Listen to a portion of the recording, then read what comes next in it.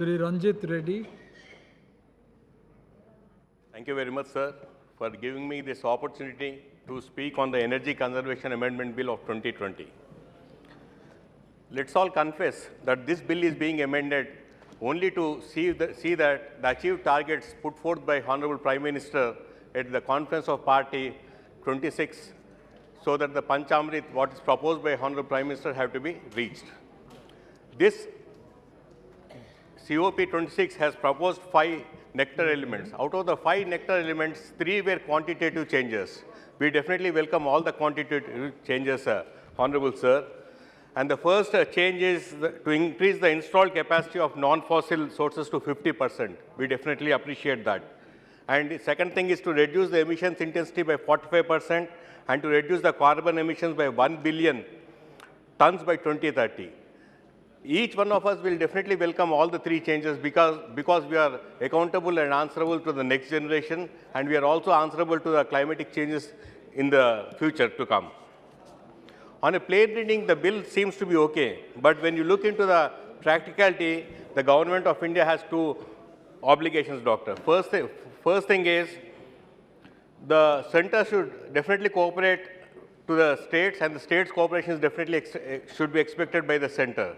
And second thing, what I would want to learn from the Honorable Minister is how the Government of India is planning to prepare itself for the COP and the G20 summit, which is to come up in the next year.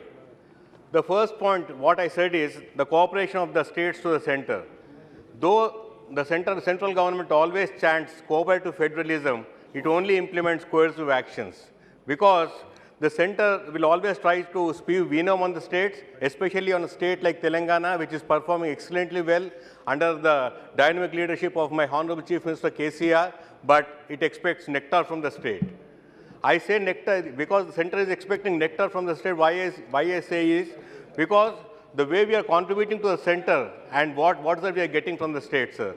We are not getting anything from the center, because when it comes to the hand-holding or expecting some financial assistance, we are being pushed to a corner. And people talk about double-engine sarkars. We really do not need any double-engine sarkar in Telangana, sir, because the single-engine sarkar at Telangana under the leadership of KCR, we are doing excellently well, and we all hope to continue on the same, sir. When it comes to the sector of electricity, it comes under the concurrent list. So both the state and the center should have a say. But when it comes to this point, the center is prevailing to amend the laws, rules, and regulations relating to electricity, and it is encroaching upon the states, sir. And Government of India is mandating all the services, including the agriculture consumers. That is, they are trying to put meters at the farmers' level. Most of the states are opposing this because they should have done this by amending the Electricity Act. They are doing this through Electricity Rules 2020. They are not amending the Act because even the BJP ruled states also are going to oppose. We from Telangana state, we are strongly opposing this move, sir. Second thing is they are linking up this to 0.5% additional borrowing. How can that be linked to the additional borrowing of 0.5%, sir? The Telangana government is definitely opposing this point also. And second thing, as I discussed about the concurrent list also, when any sector comes under a concurrent list, the Government of India can only supersede the state government when it wishes. But see the way the center has prevailed upon and is giving powers to the Central Electricity Regulatory Commission by opening the floodgates to the private sectors to operate in more than one state. We strongly oppose this, sir. When it comes to implementation of non-fossil sources, we definitely welcome this. But my concern is, how is that the renewable power purchase obligation of the states is going to be addressed? Because each state has its own limitations, each state has its own commitments, which are already committed long time back. If we come up with a common RPPO unit, then the burden on the states also is going to go up. Especially in a state like Telangana, the burden will go up from 8.5% to 21%, which will be a huge burden on the consumer and also on the GENCOs also, sir. I don't understand how one size will fit all the work, sir. The minister has to explain about this.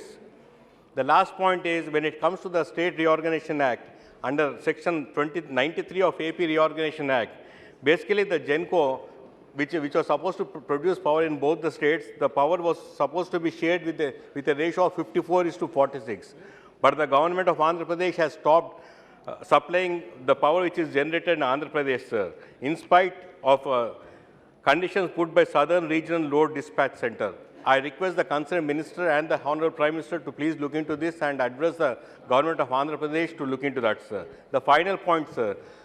Everything we talk so high about the electric vehicles.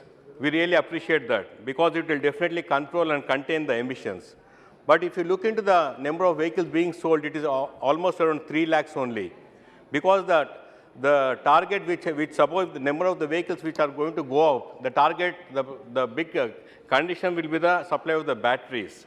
As per the Indian Energy Outlook, we are going to need 50 more lithium mines for this, 60 nickel mines and 20 cobalt mines. I request the Honorable Minister from Mines, how is that they are planning to achieve these targets? With these observations, I request the Honorable Minister to please look into the suggestions made by Government of Telangana. Thank you, sir. The deliberation on the Energy Conservation Amendment Bill 2022 is inconclusive today. Will continue on another day.